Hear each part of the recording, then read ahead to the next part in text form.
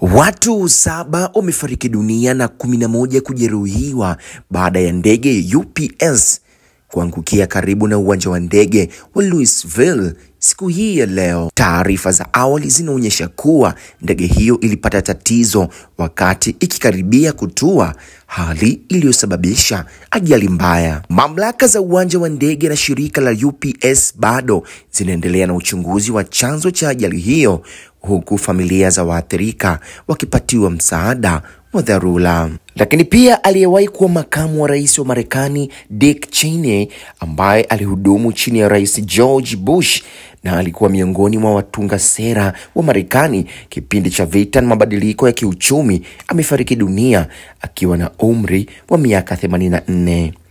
Cheney, ambaye pia aliwahi kuwa waziri wa ulinzi na mbunge, alijulikana kama mmoja wa watu wenye ushawishi mkubwa katika historia ya urais wa Marekani.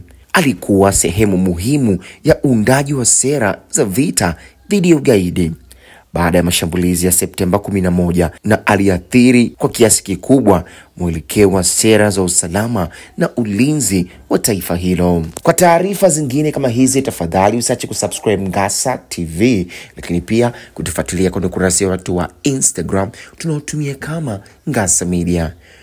Hii ni sauti ya Rami Ramsey, hadi wakati mwingine.